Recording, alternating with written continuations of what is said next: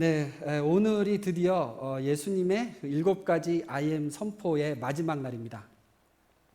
예수님께서 오늘은 나는 포도나무요라고 말씀을 하십니다. 오늘이 마지막 날이니까는 우리 한번 복습을 해보면 어떨까요? 7가지의 그 I am 선포를 다 외우고 또 계속 수시로 묵상을 하면은 우리 신앙생활에 아주 큰 도움이 될 것 같습니다. 나는 이 선언들을 정말 믿는 사람처럼 살고 있는가? 또 내가 이런 7가지의 예수님의 능력을 다 체험하면서 살고 있는가? 이렇게 수시로 우리가 묵상을 하면서 점검을 해보면 좋겠습니다. 그래서 복습을 합니다. 첫째, 나는 생명의 떡이니 나에게 영생을 주시고 모든 필요의 공급자 되시는 주님이라는 말씀입니다. 둘째, 나는 세상의 빛이니 나는 과연 죄의 그늘이 온전히 거치고 진리를 확실히 보면서 살고 있는 사람인가? 세 번째, 나는 양의 문이라. 그리고 네 번째, 나는 선한 목자라. 우리가 2가지를 함께 봤었습니다. 나는 정말 예수님만 믿고 따라가고 있는가? 지금 현재가 어떻게 보이든지 간에 결국 가장 좋은 것으로 인도하시는 그 선한 예수님이시라는 것을 내가 분명히 믿는가? 5번째, 나는 부활이요 생명이니 첫째가 부활, 둘째가 생명. 이 2가지, 세상 마지막 날 모든 걸 회복하시고 상 주실 그 부활의 주님을 내가 분명히 믿는가? 또 같은 부활의 능력이 이미 오늘 내 속에서 살아있고 내가 그 생명으로, 그 생명의 힘으로 살고 있는가? 그리고 6번째, 지난주였습니다. 내가 곧 길이요 진리요 생명이니 하나님이 주신 유일한 길, 예수님을 의심하지 말고 정말 우유부단하게 가지 말고 담대한 믿음으로 붙잡을 수 있는가? 거기까지 우리 6가지를 함께 그동안 나눴습니다. 오늘 이 7번째 선포는 좀 특별한 것이 앞에 6개에 비해서 이 7번째 말씀은 전적으로 구원받은 후의 삶에 관한 말씀인 것입니다. 이 말씀은 예수 믿고 난 뒤에 신앙생활은 이런 것이다 라는 것을 가장 적절하고 정확하게 요약해서 표현하는 비유라고 말할 수 있습니다. 그래서 오늘 본문을 함께 보면서 포도나무 가지로 산다는 것이 어떤 삶인지 거기에 대해서 오늘 말씀을 나누려고 생각합니다. 본문이 가르치는 6가지 의미를 하나하나 짚으면서 내려가 보겠습니다. 먼저 포도나무의 의미를 생각해 봅니다. 5절을 다시 한번 봅니다. 이것이 오늘 말씀의 중심 구절인데요. 나는 포도나무요 너희는 가지라. 그가 내 안에 내가 그 안에 거하면 사람이 열매를 많이 맺나니 나를 떠나서는 너희가 아무것도 할 수 없습니다. 첫 번째로 이제 포도나무의 의미. 구약을 보면은 포도나무에 대한 비유가 여러 번 등장을 합니다. 그런데 구약에서는 매번 포도나무를 이스라엘 백성에다가 비유를 합니다. 그래서 하나님이 포도원의 농부시고 그다음에 이스라엘 백성들이 포도나무인데 구약의 이스라엘 백성들이 열매를 맺지 않는 그런 포도나무라고 계속 책망하는 내용으로 포도나무로 비유가 됩니다. 이사야서 5장, 예레미야 2장, 에스겔 15장, 호세아 10장 모두 이스라엘 민족을 포도나무라고 비유를 하시는데 이 모든 선지서에 나오는 말씀들은 이스라엘 민족들이 열매를 맺지 못하는, 그래서 그 결과로 심판에 이르게 될 경고에 대한 내용들입니다. 그런데 신약에 와서 이제 포도나무란 이스라엘 백성이 아니고 예수님이시라고 선포가 됩니다. 구약에서 선지자들이 여러 번 그 재구시를 하지 못하는 포도나무인 이스라엘 백성을 책망하며 비유를 했는데 신약에 와서 참 포도나무, 그러니까 드디어 열매를 맺는 재구시를 하는 이 포도나무가 예수님이시다라고 밝혀지는 것입니다. 그리고 지금 성서신학 공부하면서 성경 공부 시간에 이렇게 구약의 많은 것들이 사실 예수님을 향한 그 예표라는 이야기를 쭉 해오고 왔었잖아요. 이것도 지금 같은 내용인 것입니다. 구약에서 하나님의 마음을 그동안 가르쳐 왔어도 이스라엘 백성은 번번이 하나님의 뜻대로 살지 못하고 결국엔 불순종의 길로 빠지는 이야기들로 가득 차 있습니다. 율법을 지키려고 열심을 내보기도 했었고 놀라운 하나님의 그 기적 같은 임재들이 있을 때마다 회개도 했었지만 좀 시간이 지나고 나면 다시 심한 죄악의 길로 또 돌아서게 마련이었습니다. 사람의 노력으로는 의에 이르는 것이 불가능했다는 것이 점점 더 분명해지는 것이었죠. 그러나 이제 예수 그리스도를 믿음으로 하나님의 자녀가 된 우리 신약의 모든 여러분과 저 같은 성도들에게는 열매 맺는 새로운 비법이 생겼는데 그것이 바로 우리가 이 포도나무의 가지가 되는 것입니다. 그래서 이제 가지의 의미에 대해서 생각을 해봅니다. 참된 포도나무가 되신 예수님과 연합하여서 그 포도나무의 일부가 되어버리는 것이 그것이 열매를 맺는 비법입니다. 더 이상 우리가 포도나무가 되려고 노력할 필요가 없고 생명이시고 진리 되시고 모든 공급자 되시는 예수님께 내가 연합하여 붙어 있는 것, 그것이 열매를 맺는 방법이라는 것입니다. 이것이 구원받은 성도들의 삶입니다. 예수님과 연합되어지는 삶, 예수님과 연합되어진 이 상태, 이것이 성도의 삶입니다. 거룩함을 내가 이루는 것도 아니고 열매도 내가 맺는 것이 아닙니다. 나라는 존재가 이루어내는 것은 아무것도 없고 이제 대신에 내가 예수님 안에 거하고 예수님이 내 안에 거함으로써 나무가 주는 모든 공급을 그냥 나는 받아 누리고 그 공급이 나를 통해 지나가면서 그래서 그것들이 열매가 된다는 것이죠. 나는 그 열매를 달고 있는 그냥 가지가 되는 것입니다. 다르게 표현하자면은 이렇게 아무것도 하지 않고 중간에서 이익만 챙겨가는 그 중간 도매상 같은 그런 존재가 되는 거예요.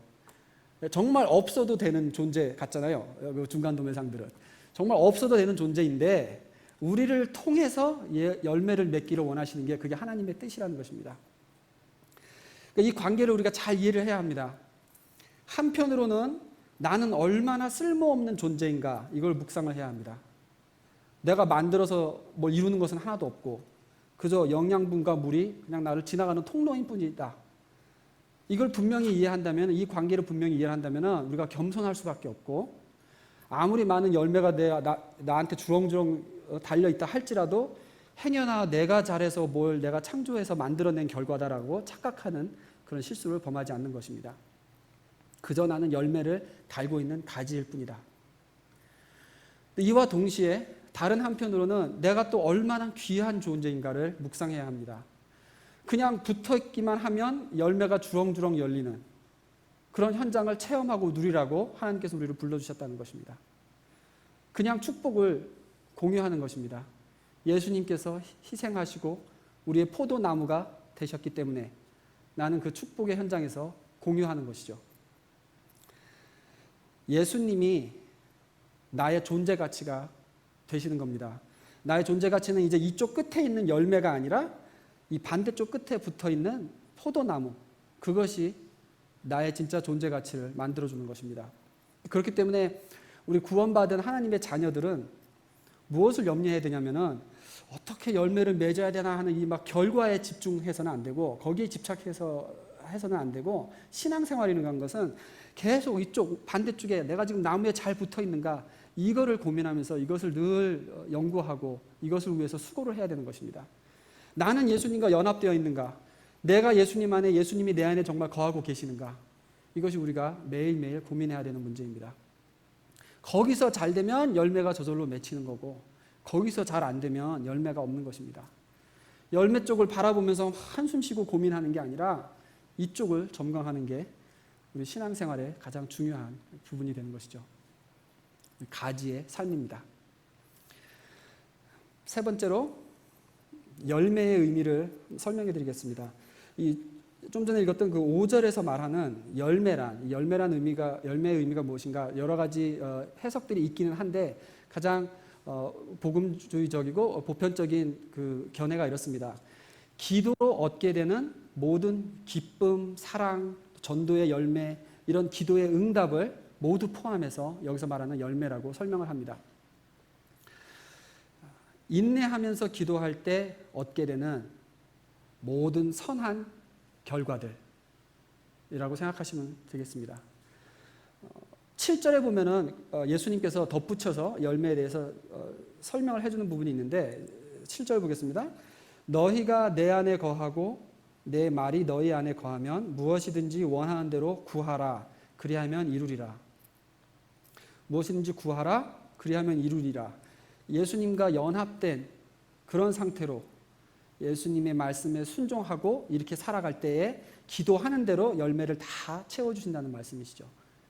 그렇기 때문에 이것은 기도의 열매다, 기도의 결과다라고 우리가 해석을 하는 것이 좋습니다. 여기서 오늘 본문 말씀에 한 가지 사이드 노트로 보충해서 짚고 넘어갈 것이 있는데요. 그것은 2절과 6절에 보면은 가지를 잘라버리는 그런 비유의 내용이 나옵니다.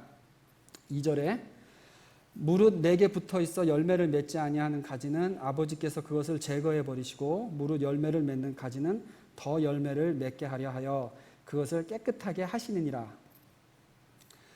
6절에도 보면은 사람이 내 안에 거하지 아니하면 가지처럼 밖에 버려져 마르나니 사람들이 그것을 모아다가 불에 던져 사르느니라.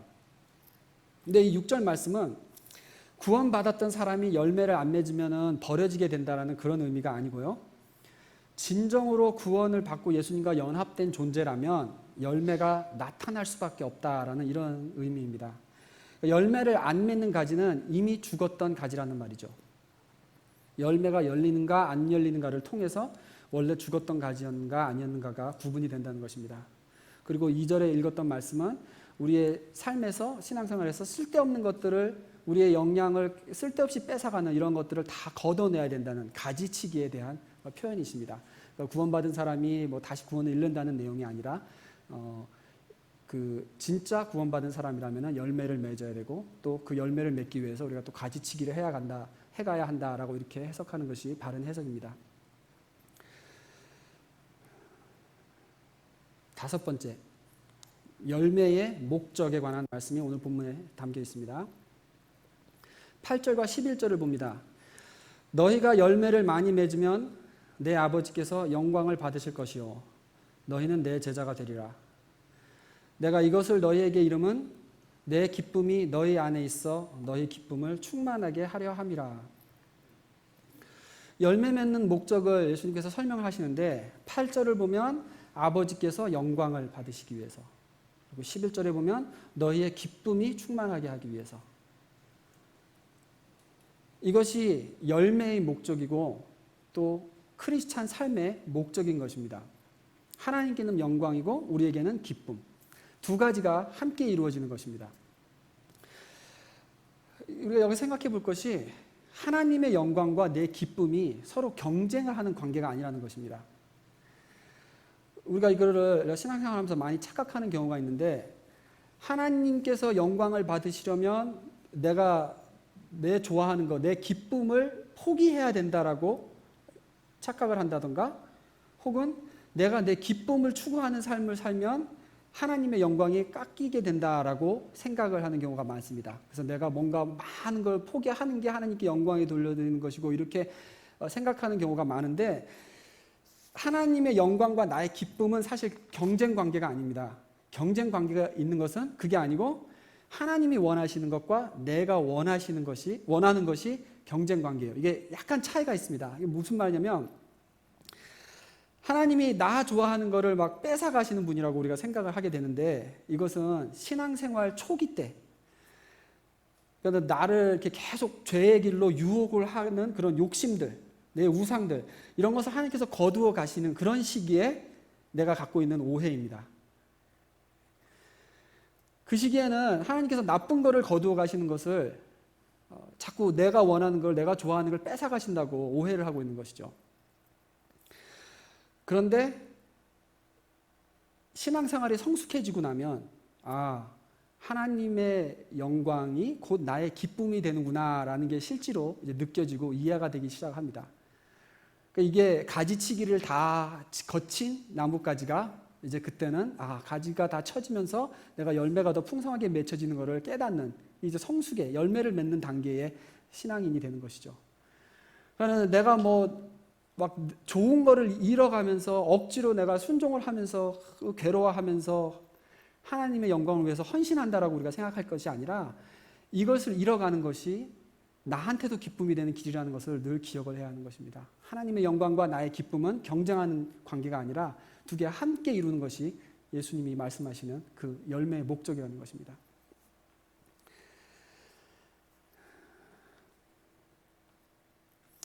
그 다음에 6번째, 벌써 6번째까지 왔네요. 관계 유지에 관한 것인데 어떻게 이 포도나무의 가지들이 포도나무 안에 거하는 이 관계를 계속 유지할 수가 있는가에 대해서 예수님께서 두 가지를 9절과 10절에서 말씀해 주십니다. 첫째, 예수님의 사랑 안에 거하고, 둘째, 예수님의 계명을 지키라고 말씀하십니다. 이걸 설명하시면서 뭐뭐 같이 이렇게 말씀하십니다. 그래서 같이라는 단어를 제가 하이라이트를 했습니다. 9절과 10절 봅니다. 아버지께서 나를 사랑하신 것 같이 나도 너희를 사랑하였으니 나의 사랑 안에 거하라. 내가 아버지의 계명을 지켜 그의 사랑 안에 거하는 것 같이 너희도 내 계명을 지키면 내 사랑 안에 거하리라. 하나님이 예수님을 사랑하신 것 같이 예수님이 우리를 사랑하셨으니까 그 사랑 안에 거하라고 먼저 말씀하십니다. 그러한 다음에 이어서 하나님 아버지께 순종을 함으로써 예수님도 하나님 사랑 안에 거하게 되었다고. 그러니까 우리도 그렇게 예수님께 순종하면 예수님의 사랑 안에 거하게 된다고 설명을 하십니다. 하나님과 예수님도 사랑과 순종의 관계로 연합이 되어 있다는 것을 먼저 말씀하시고, 그와 같이 우리도 사랑 안에 먼저 거하고 그래서 순종함으로 이 관계가 유지된다고 예수님께서 설명을 하시는 것입니다.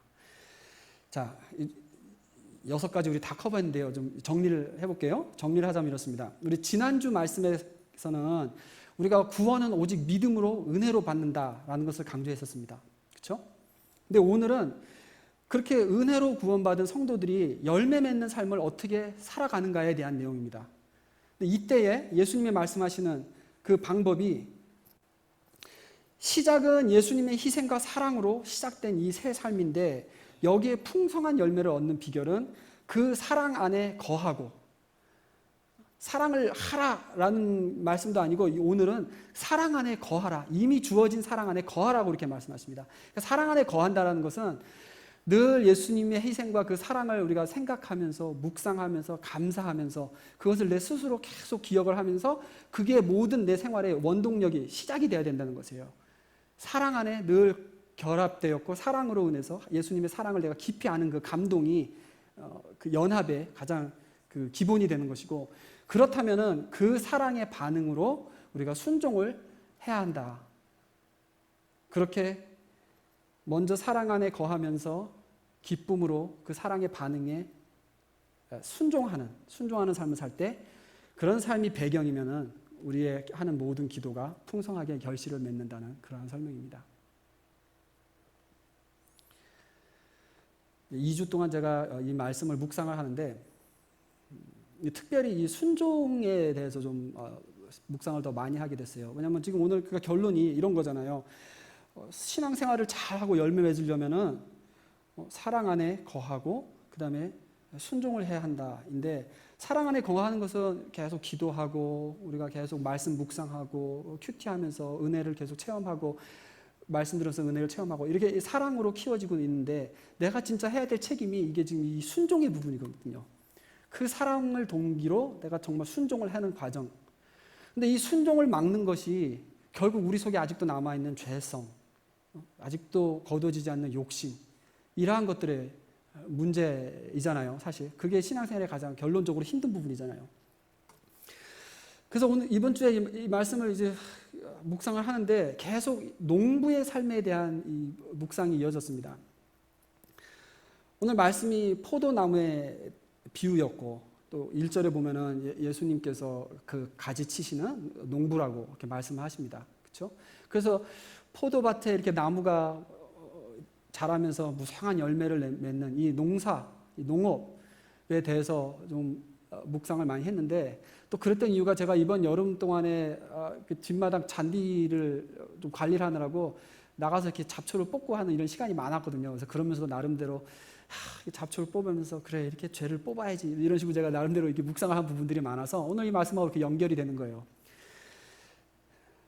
농사에 대해서 우리 크리스찬들에게 주는 비유가 참 많은데, 무엇보다 제 생각에는 그 농사, 뭐 어떤 과일이 열매를 맺는 데까지는 긴 시간과 긴 노력이 꼭 필요하다라는 이 교훈이 이 포도나무 또 농부이신 아버지 또 열매 맺을 때까지 우리가 인내해야 되는 이런 모든 교훈 안에 담겨 있다라고 생각을 합니다. 현대인들에게는 아주 익숙하지 않은 개념이에요, 사실. 그렇죠? 도시에 사는 우리들한테 농사가 얼마나 힘든 건지 잘 모르죠. 저도 저희 어머니 아버지께서는 젊으셨을 때는 결혼하기 전까지는 계속 농사를 지셨던 분이시기 때문에 잘 아시는데, 저는 그냥 어머니 토마토, 오이 이런 거 키우는 거 옆에서 본 정도 좀 도와드리고 이 정도밖에 안 되거든요. 근데 제가 그나마 좀 농사에 관계된 일을 좀 안다 하는 부분이 뭐냐면은 이 잔디 가꾸는 겁니다. 근데 잘 하지도 못해요. 잔디를 솔직히 좋은 잔디로 시작을 해도 다 죽여놓는 제가 실력인데, 근데 잔디 가지고 좀 신경을 많이 쓰면서 열심히 키워보려고 노력을 하긴 했었어요. 근데 번번이 실수만 합니다.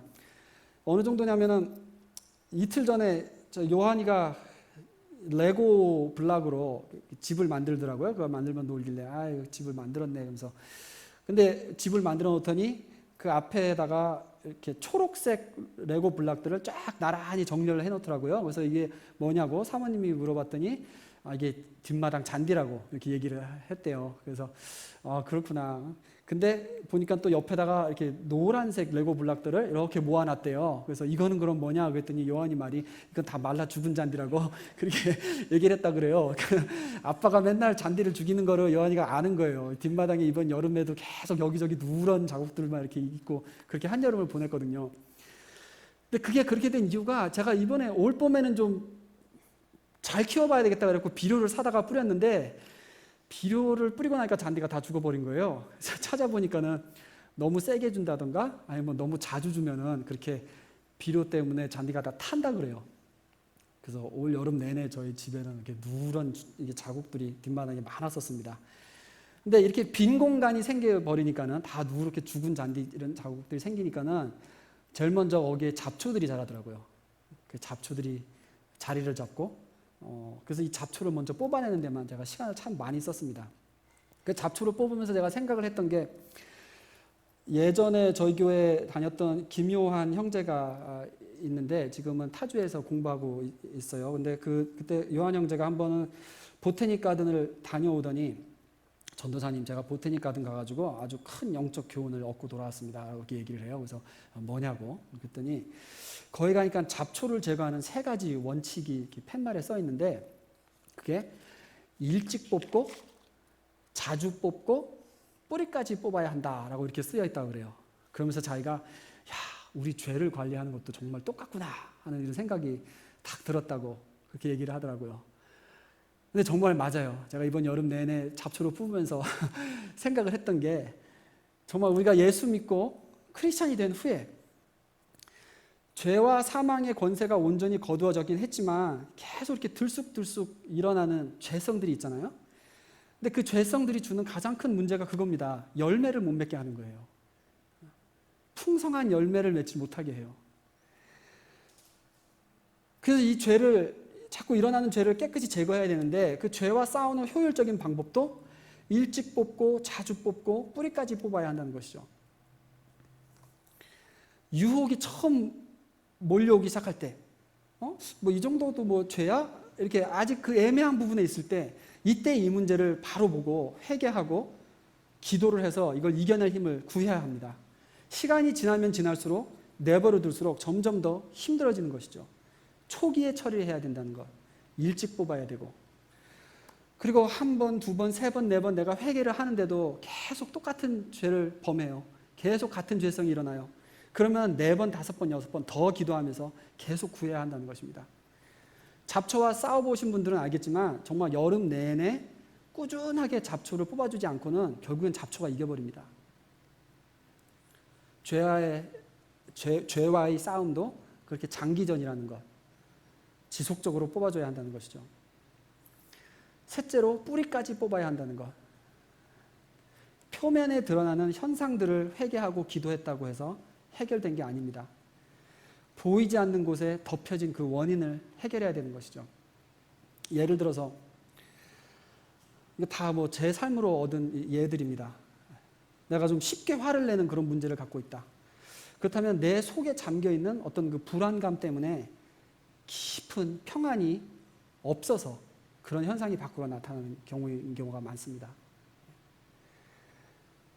그리고 내가 자존감이 낮다. 그런 문제라면은 나에게 부끄러움을 주고 있는 그 깊은 곳의 원인이 무엇인지를 그거를 해결을 해야 하는 것입니다. 또 교만함이 컨트롤이 잘 되지 않는다. 자꾸 교만한 생각들이 든다. 그러면 남과 비교하는 습관부터 해결을 해야 합니다. 비교의식이 문제인 것이죠. 명예욕이 문제라면 뭔가 망하는 것을 두려워하고 나는 별 볼 일 없는 인생으로 마감하는 건 아닐까 하는 이러한 두려움, 그것을 먼저 해결해야 되는 것입니다. 하나님한테 바른 정체성과 하나님의 약속을 강하게 붙들으면서 나는 정말 별 볼 일 없이 세상을 마감한다 할지라도 내가 예수님께 잘 붙어 있었다면 그것이 내 진짜 존재 가치고 의미다.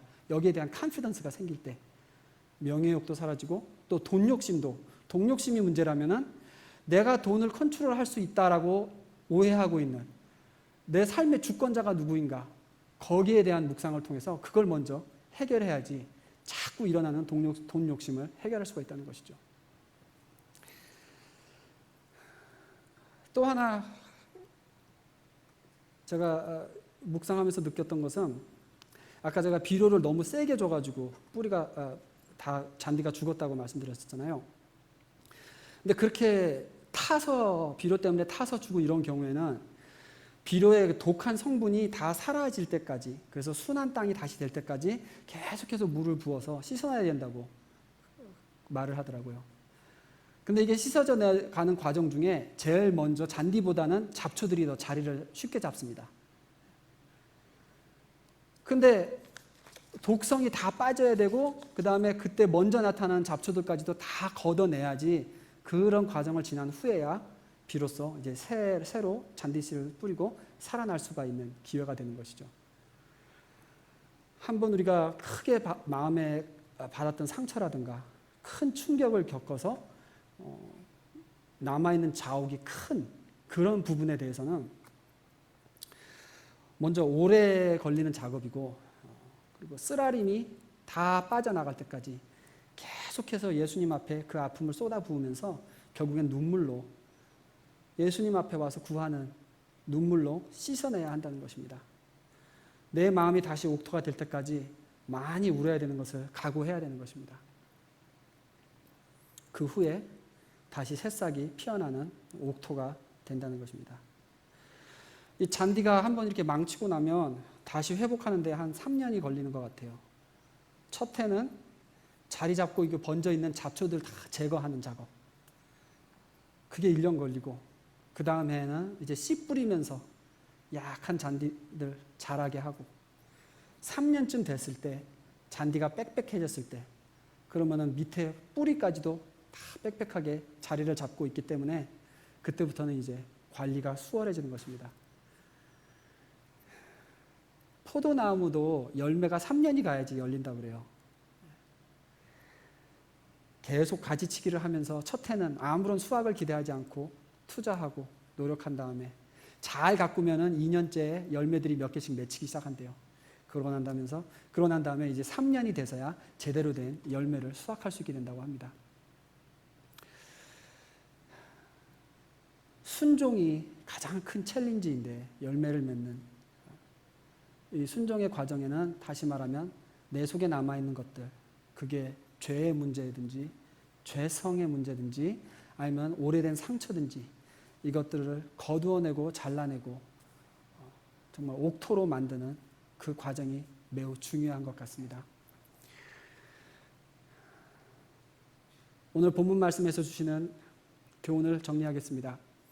하나님은 농부시고 예수님은 포도나무시고 우리는 열매를 맺어야 하는 가지들입니다. 열매를 맺으려면 인내가 필요하고 또 열매 맺지 못하는 가지들을 계속 잘라주는 그런 과감한 결단도 있어야 합니다. 그러나 어쨌든 간에 모든 영양 공급은 예수님이 주시는 것이고, 나는 예수님과 연합된 자로 살아가면서 예수님의 사랑의 감동을 늘 잃지 않고, 또 내 속에 있는 이런 상처들, 죄성들, 우상들을 거두어내는 작업을 통해서 내가 순종하는 삶을 살아갈 때 그때에 우리 기도의 결실들이 맺어진다는 것입니다. 그것이 오늘 예수님께서 주시는 약속입니다. 그 열매가 거룩함에 이르는 열매든 전도의 열매든 우리 학업과 생업에 관한 열매든 간에 그 열매가 맺혀짐으로 하나님께는 영광이 되고 우리에게는 기쁨이 되는 것입니다.